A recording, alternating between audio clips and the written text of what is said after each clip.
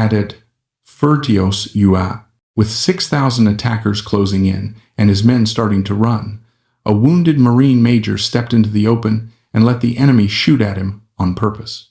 The ridge south of Henderson Field was silent in the way only a jungle can be before violence begins.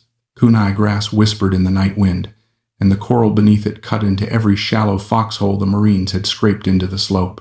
Below them, in the darkness, thousands of Japanese soldiers were already moving. Major Kenneth D. Bailey did not know the exact number, only that it was far more than the 90 men he could still put on the line. What he did know was simple. If this ridge fell, Henderson Field fell with it, and if the airfield was lost, Guadalcanal would be lost soon after. Bailey was not a natural battlefield legend. He was a product of manuals, schedules, and regulation. A university graduate, a National Guard officer, a Marine who had learned war in classrooms and peacetime routines. Yet Guadalcanal had stripped away every comfortable assumption he had ever held. Disease had thinned his company. Ammunition was rationed by the handful. Radios failed, and orders arrived late or not at all. Leadership here was not about doctrine. It was about holding men together in darkness. When the first Japanese assault struck the ridge, it came exactly as intelligence predicted and completely unlike anything Bailey had studied. Waves of infantry surged forward through the grass, firing from the hip, screaming to terrify the defenders. Machine guns hammered, flares burst overhead, and the night turned into a flickering chaos of noise and shadow. Marines fired until barrels burned hot, then fired some more, unsure of what they were hitting or whether anyone else was still alive beside them. By midnight, parts of the line were already bending. A flank unit began to pull back, then another. The danger was not just Japanese numbers, it was panic. The quiet realization spreading foxhole to foxhole that this position might not be held until morning. Bailey received the order every reserve commander dreads. Move forward. Close the gap. Hold whatever ground is left. Bailey brought his company forward through the kunai grass in short rushes, guided by sound more than sight. Grenades burst ahead of them, and the smell of cordite hung thick in the humid air. When they reached the abandoned foxholes of the collapsed unit, the reality of the fight became clear. Bodies lay tangled in the grass. Rifles were scattered where men had dropped them in the dark. The Japanese were already close, moving low and fast, barely visible until muzzle flashes flickered a few dozen meters away. He spread his men into a thin line and ordered them to dig in where they stood. There was no time for proper positions, only shallow scrapes in coral and dirt, just deep enough to lie prone. The first attack hit minutes later. Dozens of Japanese infantry rushed forward, firing wildly, closing the distance with terrifying speed. Machine guns cut down the front ranks, but the rest kept coming. At 30 meters, Marines fired point blank. At 20, bayonets were fixed. At 10, the fight dissolved into shouting, stabbing, and bodies colliding in the dark. Bailey moved along the line, shouting orders, pulling men back into place when they began to drift rearward. Then a grenade exploded nearby. Shrapnel, or flying coral, struck him in the head, opening a deep wound above his ear. Blood poured down his face, blinding one eye and soaking his collar. A corpsman rushed toward him, but Bailey waved him away. Others needed help more than he did. He stayed on his feet. The attack broke, but only briefly. Ammunition was nearly gone. Machine gunners counted their last belts. Riflemen checked pouches and found only a few clips left. Everyone knew the next assault would be heavier. In the darkness, Japanese officers were already reorganizing their men for another push. Bailey could feel it in the silence, the tense pause before violence returned. The line was still there, but it was stretched thin, and fear was beginning to seep in. The second assault came harder and closer. Hundreds of Japanese soldiers surged out of the darkness at once, hitting Bailey's position and the remnants of the shattered flank in a single wave. Marines fired until rifles clicked empty. Some men began to rise from their foxholes, not to advance, but to run. Bailey saw it happen in seconds, the moment when survival instincts overpowered training, when one man standing turned into two, then five, then a collapse that could not be stopped. Bailey understood something in that instant that no manual had ever taught him. The enemy was not just in front of his line. The real enemy was panic. If it took hold, the ridge would be lost in minutes. He made a decision that was instinctive, not heroic in the way medals describe, but brutally practical. He stepped out of his foxhole and walked forward into the open. Flare light caught him immediately. Blood streaked down his face, his helmet gone, his silhouette clear against the pale coral and grass. Japanese riflemen fired at the only target they could clearly see. Bullets cracked past him, snapping the air around his body. Bailey did not fire. He pointed. He shouted, distances and directions. Machine gun left, 40 meters. Rifleman center, 35. As the Japanese shot at him, their muzzle flashes betrayed their positions. Marines who moments earlier had been firing blindly now had targets. For several minutes, Bailey walked the line like a range marker, absorbing fire meant for his men. Each step forward made running impossible for the Marines behind him. No one would flee while their commander stood upright in front of the enemy. The effect was immediate. The line stopped wavering. Men dropped back into their foxholes, reloaded with shaking hands, and fired where Bailey indicated. The Japanese attack slowed, then stalled, then began to break apart into confused pockets of fire. When Bailey finally stepped back into cover, his hands were shaking uncontrollably. Not from fear, but from the sudden absence of it. The line was still holding, for now. The fighting did not stop after that moment. It changed. The Japanese shifted tactics, slipping forward in small groups instead of massed waves, crawling through the kunai grass and finding gaps in the Marine line. Grenades exploded inside foxholes. Shapes appeared suddenly at arm's length. The battle fractured into dozens of isolated fights, men grappling in the dark with rifles, knives, and entrenching tools. There was no clear front anymore, only flashes of violence scattered across the ridge. Bailey moved constantly. He gathered Marines who had become separated, pushed them back into line, rebuilt firing sectors with whatever weapons still worked. Twice more he stood up in the open, deliberately drawing fire to expose infiltrators who were otherwise invisible in the darkness. Each time his men shouted at him to get down. Each time he ignored them. His presence did what orders could not. It held the line together when command and control had completely broken down. By the early hours before dawn, ammunition was almost gone. Machine guns were silent, barrels too hot and belts exhausted. Many Marines had fixed bayonets and waited, knowing the next attack would be hand-to-hand. Of the 90 men Bailey had brought forward, barely half could still fight. Bodies lay everywhere, some Japanese, some American, tangled in the grass where no one had time to move them. Then, slowly, the pressure eased. Not because the Marines had grown stronger, but because the attackers had finally spent themselves. When dawn crept over the ridge, Japanese forces began to withdraw, leaving hundreds of dead behind. Henderson Field was still in American hands. Bailey stood in his foxhole as the light rose, exhausted, wounded, and barely aware that the impossible had already happened. When daylight fully revealed the ridge, the scale of the night became impossible to ignore. Bodies lay scattered across the coral slope, the kunai grass crushed flat by hours of assault and counterfire. Smoke drifted from the airfield behind the Marines as aircraft engines began to start up, proof that Henderson Field was still alive. Japanese forces were pulling back, shattered and disorganized. They had attacked for nearly 10 hours and gained nothing. Edson arrived shortly after sunrise and walked the line in silence. He saw the gaps where companies should have been, the exhausted men slumped in foxholes, and Bailey standing there with a blood-soaked bandage wrapped around his head. When Bailey reported he still had 43 men able to fight, Edson simply nodded. The ridge had held. Kawaguchi's brigade was finished as an effective force. Bailey's company was relieved and sent back to the airfield to rest. Many of the men slept for 16 hours straight. Bailey refused evacuation despite his infected head wound and stayed with what remained of his unit. 12 days later, leading another operation along the Matnikau River, he was killed by machine gun fire. He was 31 years old. The Medal of Honor citation spoke of extraordinary courage and personal valor. It did not mention the walking or the way Bailey had turned himself into a living target to keep his men from breaking. That detail survived only in the memories of the Marines who had been there.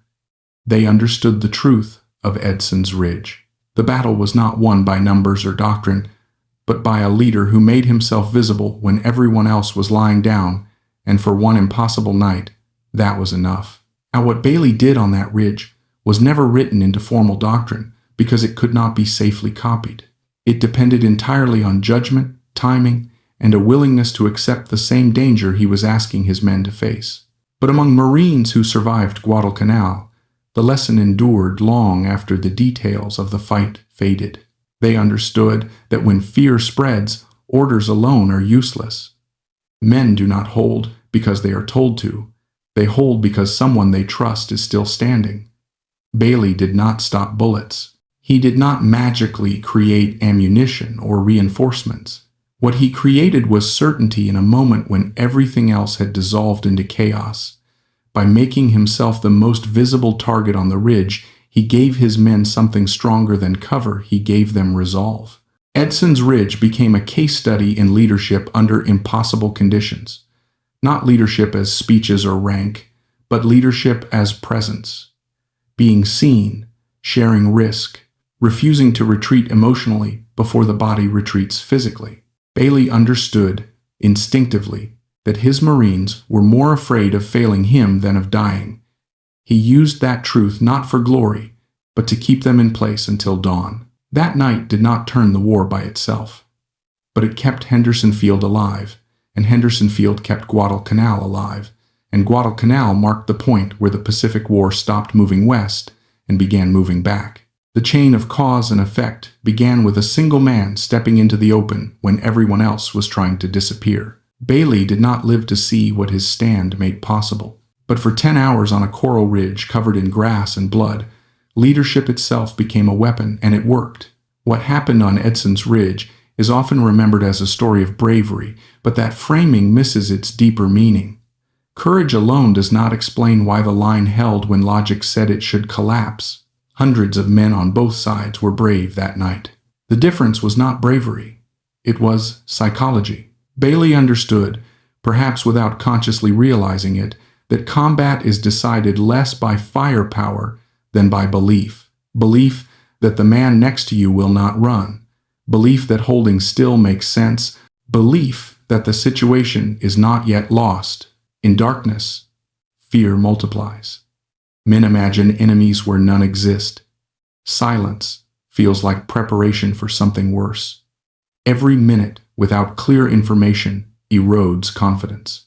On Edson's Ridge, Marines were not breaking because they lacked discipline or will. They were breaking because uncertainty was overwhelming them.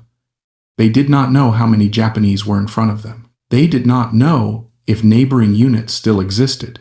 They did not know if ammunition would arrive before the next attack. In that environment, retreat feels rational. Bailey changed that equation by becoming the one thing that could not be ignored. A man standing upright under fire is not subtle. He becomes a fixed point in chaos. As long as he is visible, the situation feels defined. His presence creates a boundary. If he is still there, then the fight is still being fought. Running becomes not just dangerous, but wrong.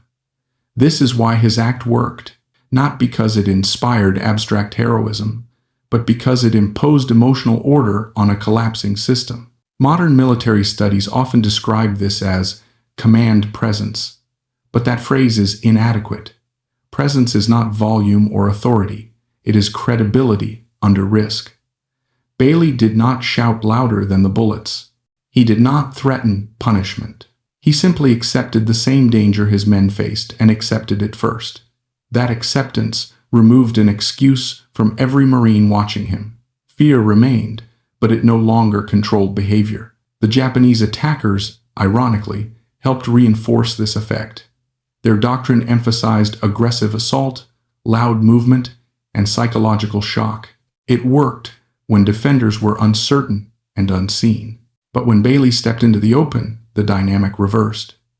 Japanese soldiers did what soldiers naturally do: they shot at the most obvious threat. In doing so, they revealed themselves. Their fire illuminated their own positions. What had been an invisible enemy became a series of identifiable targets. Bailey turned Japanese aggression into American information. This is why the act cannot be reduced to recklessness.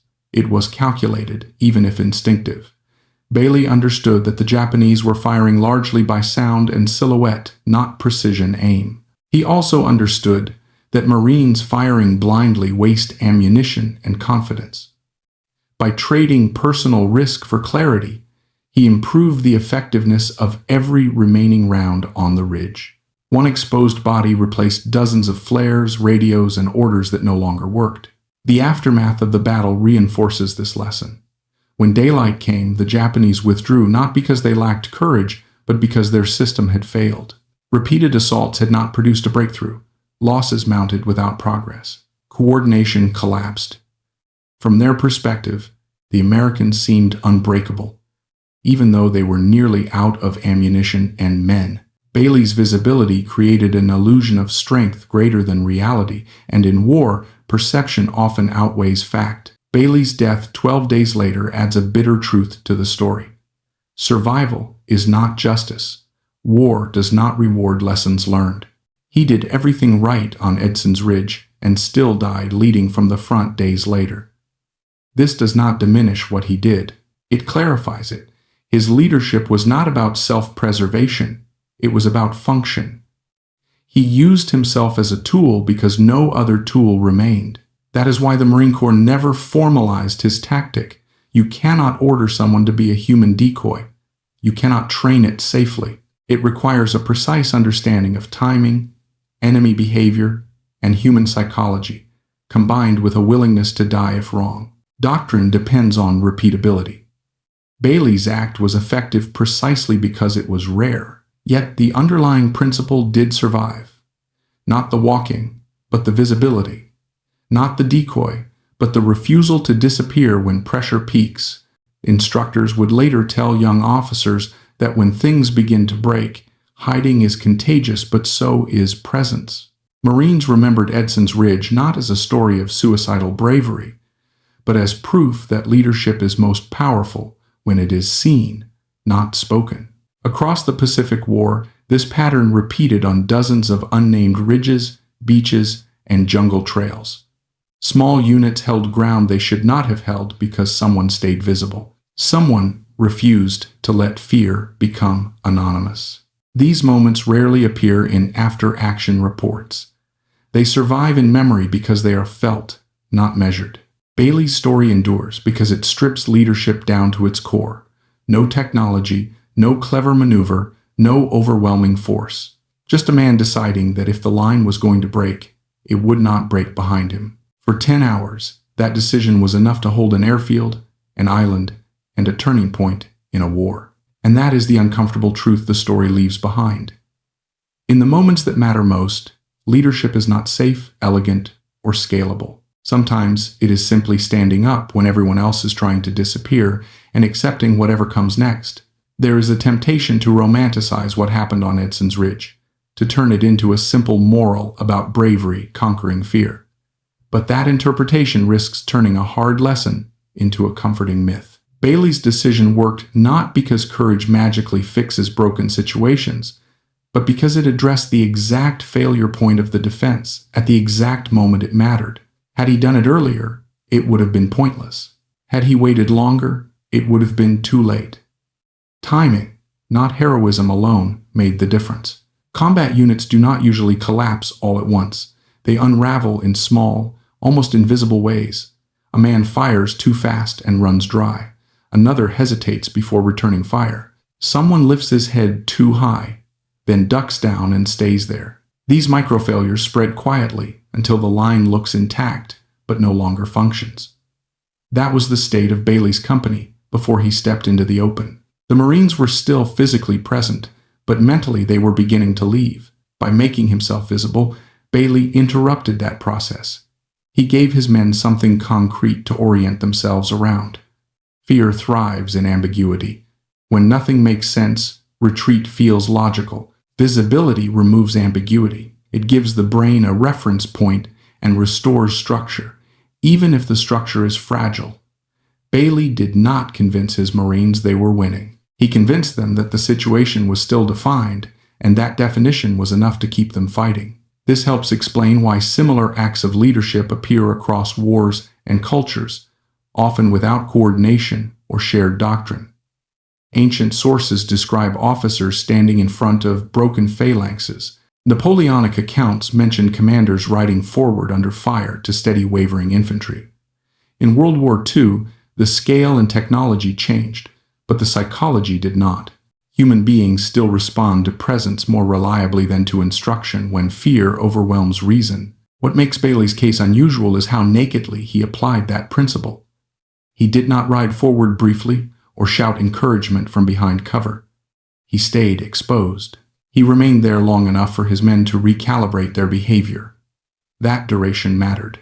A momentary gesture can inspire, but sustained exposure enforces discipline.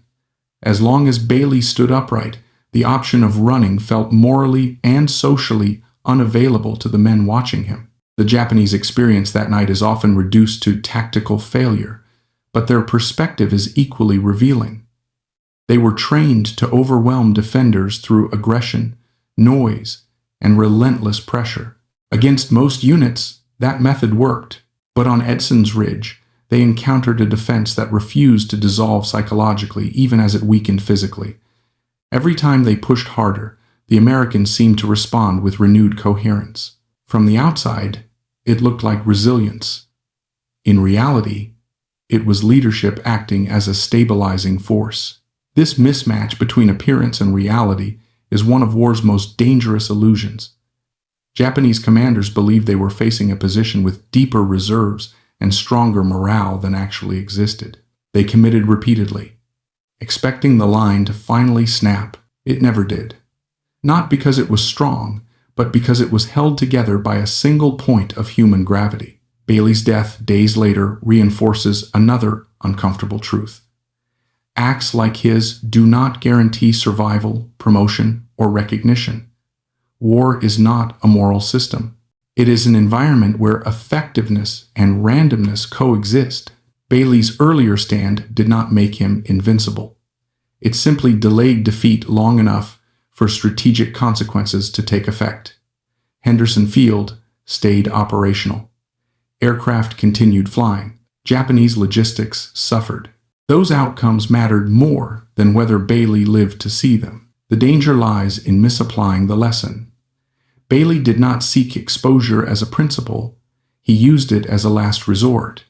His action was effective precisely because it was extraordinary and situational. Trying to replicate it mechanically would miss the point and likely get people killed without benefit. The lesson is not stand up under fire. The lesson is understand what your people need when systems fail. On Edson's Ridge, radios were unreliable, ammunition was scarce, and visibility was near zero. What the Marines needed was not a better plan, but reassurance that the fight was still coherent. Bailey provided that reassurance with his body because no other means remained. In a different context, the same leadership principle might express itself differently. A commander staying on a bridge, an officer refusing evacuation, a leader taking responsibility publicly when blame would be easier. This is why the story endures. It does not offer a clean formula. It offers a truth about human behavior under extreme pressure. People do not follow orders when fear dominates. They follow examples. They do not need to be told that danger exists. They need to see that someone accepts it willingly and rationally. Bailey accepted it not as a gesture of martyrdom, but as a functional solution to a specific problem. That distinction matters. He was not trying to be remembered. He was trying to stop his line from dissolving. Everything else, the medals, the destroyer named after him, the retellings came later. In the end, Edson's Ridge was held not by superior numbers, flawless planning, or technological advantage. It was held because one man recognized the moment when leadership had to become visible, costly, and unmistakable. For 10 hours, that visibility imposed order on chaos. When dawn came, The ridge still belonged to the Marines. History often explains victories with maps and statistics. The men who were there remembered something simpler. When the line was breaking, Major Bailey stood up, and while he stood, they stayed. After the battle, Marines who survived Edson's Ridge rarely spoke about tactics in the abstract. They talked about moments, the sound of boots in the grass, the click of an empty rifle, the sudden silence when a machine gun stopped firing, and above all, they talked about seeing Bailey standing when no one else was. That image stayed with them because it contradicted instinct. Every lesson drilled into an infantryman tells him to stay low, stay hidden, stay alive. Bailey violated that logic, and in doing so, exposed a deeper one. War strips decision-making down to fundamentals. When systems fail, communications, supply, coordination, what remains is human behavior under stress. Fear, loyalty, pride, shame, and trust become decisive forces. Bailey did not defeat the Japanese through superior maneuver. He defeated the moment when fear would have overridden those forces and turned disciplined men into individuals fleeing for survival. He held the psychological center of gravity of the defense when everything else was failing. This concept is uncomfortable because it suggests that leadership cannot always be delegated or automated. It demands personal cost. In modern institutions, military or civilian, we often speak about leadership as process, policies, structures, chains of command. Those matter, but they assume conditions where systems still function. Edson's Ridge was a place where systems had collapsed. In that environment, leadership reverted to its oldest form: example under risk. There is a reason why soldiers remember moments like these more vividly than victories themselves. Success can be attributed to many things. Survival under collapse can only be attributed to a few. Bailey's presence removed a choice from his men. As long as he was standing, retreat felt like betrayal, not of orders, but of him. That social pressure mattered more than discipline or fear of punishment. It bound the men together when cohesion should have dissolved. The Japanese assault failed in part because they misjudged that cohesion. Their doctrine assumed that sustained pressure would eventually shatter resistance. It usually did. But that night, pressure created the opposite effect. Every assault reinforced the perception that the Marines were still unified, still commanded, still dangerous. In reality, they were nearly out of ammunition and men. Perception won. This is one of the quiet paradoxes of combat. Strength is often a performance. Weakness is often invisible. Bailey performed strength at the exact moment it was most needed. That performance reshaped reality long enough for dawn to arrive. When historians later counted bodies and analyzed movements, they saw numbers and positions. The men who were there remembered a figure standing in the light of flares, refusing to disappear. Bailey's story also reveals why such acts are rare. They are not sustainable. No unit can rely on leaders repeatedly exposing themselves to enemy fire. Attrition would be catastrophic. The value of such acts lies in their exceptionality. They work because they are unexpected, because they violate normal behavior, because they signal that something extraordinary is required. Used sparingly and instinctively, they can change outcomes. Used routinely, they lose power and become recklessness. This distinction is critical. The lesson of Edson's Ridge is not that leaders should seek danger. It is that leaders must recognize when visibility matters more than safety. Sometimes that visibility is physical. Sometimes it is moral. Sometimes it is simply taking responsibility when deflection would be easier. The form changes, the principle does not. Bailey never wrote a theory of leadership. He never lectured about what he had done. He likely would have resisted any attempt to turn his actions into a model. For him, it was not philosophy. It was necessity. The line was breaking. He acted. That simplicity is why the story endures. It resists abstraction. There is also a darker aspect to the story that is often overlooked. Bailey's men survived that night, but many did not survive the campaign. Guadalcanal continued for months.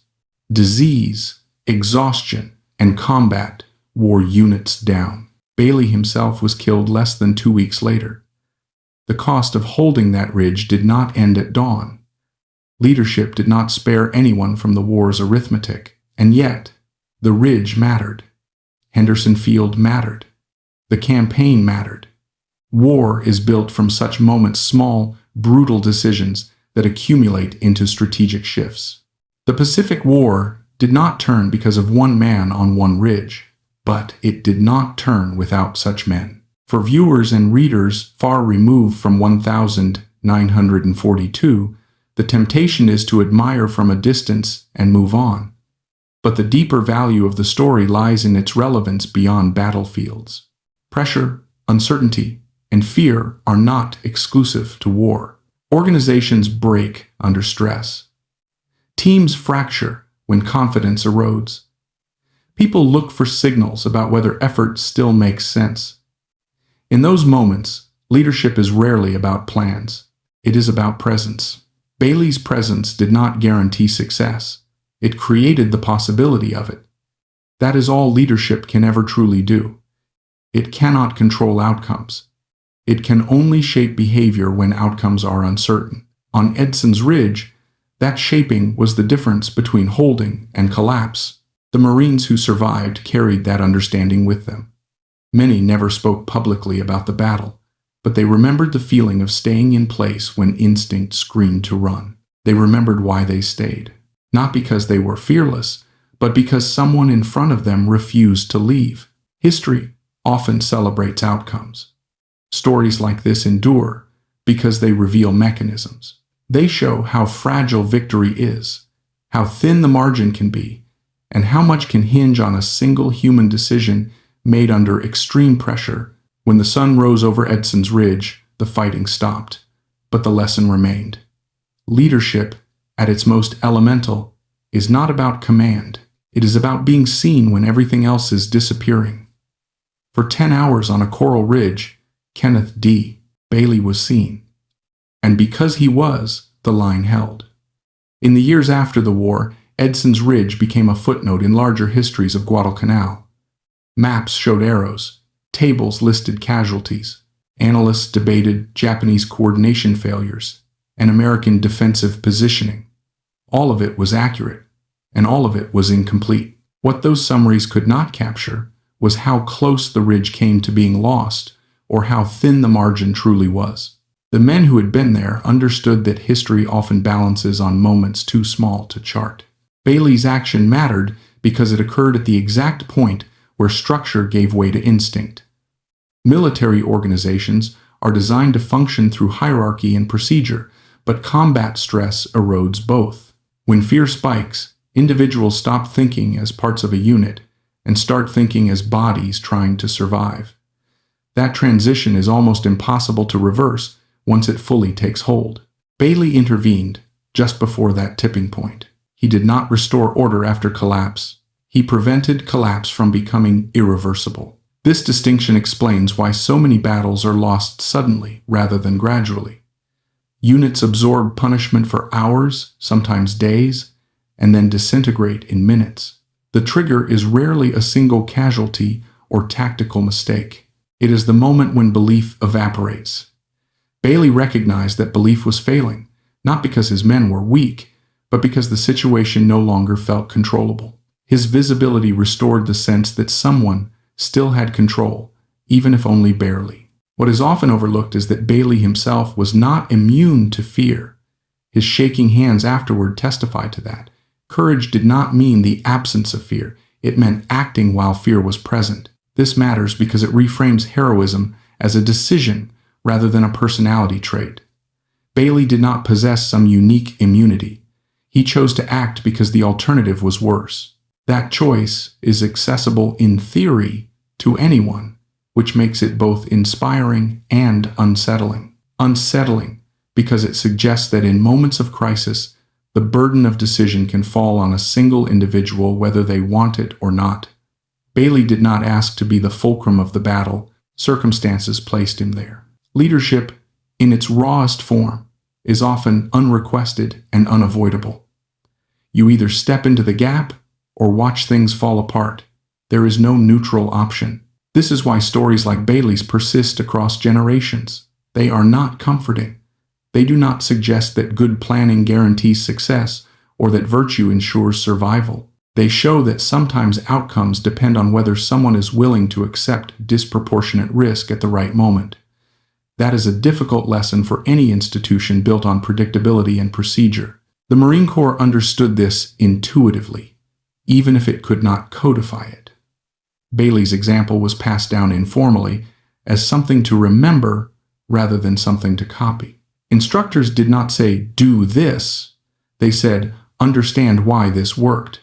That distinction is critical. Copying the act without understanding the context would be dangerous. Understanding the principle could save lives.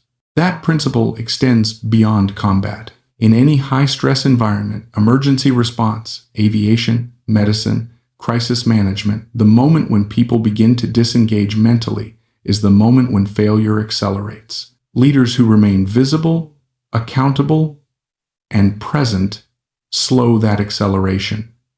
They buy time. Sometimes, time is enough. Bailey bought 10 hours.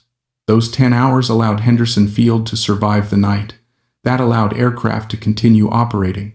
That disrupted Japanese logistics and plans. The strategic consequences unfolded far beyond the ridge itself. None of that was visible to Bailey at the time. He did not know what his actions would enable. He only knew that if his line broke, everything behind it would unravel. This is another uncomfortable truth the story reveals. Leaders often act without knowing whether their actions will matter. They act because inaction guarantees failure. Bailey did not stand up because he knew it would work. He stood up because doing nothing would not. That willingness to act without certainty is one of the hardest aspects of leadership to teach. For the Marines who lived, that commitment mattered. Many carried it into later battles. Some became leaders themselves. They remembered what it felt like when someone refused to retreat emotionally, even when retreat physically seemed inevitable. That memory shaped how they acted when they found themselves in similar moments. History often celebrates innovation in weapons and tactics. Bailey's innovation was human. He turned his own visibility into a tool. It was crude, dangerous, and impossible to replicate reliably. But on that ridge, it was the only tool left. As time passes, stories like this risk being smoothed into legend. The blood, fear, and doubt fade, leaving only noble phrases and medals. It is important to resist that smoothing. Bailey was not calm and serene. He was wounded, exhausted, and afraid. His men were not inspired in a cinematic sense. They were terrified and barely holding on. The power of the story lies in that reality. Edson's Ridge was not held by mythic heroes immune to fear. It was held by ordinary men pushed to the edge, anchored by one man who refused to let go at the moment it mattered most. That is why the story endures. Not because it reassures us, but because it challenges us. It asks a simple, uncomfortable question. When systems fail and fear spreads, will someone still be visible? Not perfect, not invulnerable, just present. On a coral ridge in September 1942, the answer was yes, and because it was, the line held. As the years passed, Guadalcanal receded into the background of public memory, overshadowed by later, larger battles with clearer outcomes and cleaner narratives. Yet, among Marines, Edson's Ridge retained a quiet gravity. It was remembered not as a victory in the traditional sense, but as a moment when defeat was delayed just long enough to become impossible. Bailey's action also exposes a rarely discussed truth about combat leadership. Authority alone is insufficient when fear peaks. Rank gives the right to issue orders, but it does not guarantee those orders will be followed under extreme stress. On that ridge, Bailey's authority came not from his insignia, but from the risk he shared. By placing himself in greater danger than anyone else, he inverted the usual hierarchy of exposure. His men were no longer being asked to do something he would not do himself. That inversion stabilized behavior when hierarchy alone could not. This is why his act was so powerful and so rare. Most leaders are trained, rightly, to preserve themselves so they can continue to command. Bailey violated that principle because the situation demanded it. He did not abandon self-preservation casually. He spent hours moving, directing, absorbing chaos before making that decision. Only when the line began to unravel did he step into the open. His restraint beforehand made the act credible. It was clearly a last resort. The Japanese perspective further sharpens this point. Their officers reported confusion at the Americans' refusal to break. Attacks that should have succeeded stalled inexplicably. From their vantage point, the Marines appeared stubbornly coordinated, even reinforced. They did not see the gaps, the empty foxholes, the dwindling ammunition. Bailey's visibility masked American weakness and exaggerated American strength. That distortion altered Japanese decision-making at a critical moment. This highlights a central paradox of warfare. Reality matters less than perceived reality in the short term. Bailey manipulated perception by accident and by intent. By drawing fire, he made his position seem central and significant. By remaining upright, he suggested confidence. By pointing and directing fire, he implied control. None of this reflected the actual state of the defense, but it shaped the enemy's interpretation long enough to force withdrawal. In that sense, Bailey's act functioned as a form of psychological warfare conducted at point-blank range. It required no equipment, no planning, and no coordination beyond human behavior. It exploited predictable responses. Soldiers shoot at what they can see. Defenders stay when leaders stay. Attackers hesitate when resistance appears organized. These are not cultural traits. They are human ones. Modern militaries invest heavily in technology, communication, and precision, all of which reduce the likelihood of situations like Edson's Ridge. But no system is immune to overload or failure. When that happens, the same human dynamics emerge. Fear spreads. Information degrades. People look for cues. Leaders become symbols whether they intend to or not. The question is not whether someone will be watched, but what they will show. Bailey showed commitment without reassurance, courage without theatrics, and resolve without certainty. He did not promise his men survival. He offered them coherence. That was enough. As time moves forward and living memory fades, the value of this story lies not in admiration, but in understanding. It reminds us that leadership is not defined by position, but by action taken at moments of maximum uncertainty. It shows that influence can be exerted without words, plans, or authority, simply by refusing to abandon a place when abandonment seems inevitable. On Edson's Ridge, the Marines did not win because they were stronger. They won because, for 10 hours, they were steadier. That steadiness came from one man choosing to stand where standing made no sense. The cost was immense. The reward was temporary. The effect was decisive. History moves on, as it always does. Battles become case studies. Names become footnotes. But the underlying truth remains, as relevant now as it was in 1942. When pressure peaks and systems fail, leadership becomes visible whether we want it to or not. On that ridge, visibility meant survival. And for one long night, that was enough. They don't appear by accident. They exist because of lessons learned at immense cost. Better training, better equipment, better communication, better medical evacuation, all were responses to past failure. This underscores a final responsibility. Lessons paid for in blood must be remembered, or they will be repaid. At its core, the sniper story teaches that usefulness in war is not measured by longevity. It is measured by effect. These soldiers were effective enough that entire armies reorganized to stop them. Effective enough that commanders kept deploying them despite horrific losses. Effective enough that their deaths reshaped doctrine for generations. They were not useless. They were consumed. The final lesson is the hardest to accept. Many of the most important contributors to history never lived long enough to be remembered. They did their work, changed the outcome, and disappeared. No monuments. No biographies. Just consequences. Understanding this forces us to rethink how we define success heroism, and legacy. World War II snipers did not fail because they died. They succeeded until probability caught them. They held the line for 6 weeks, 8 weeks, sometimes less, sometimes more. And in those weeks, they changed behavior, slowed advances, bought time, and shaped outcomes far larger than themselves.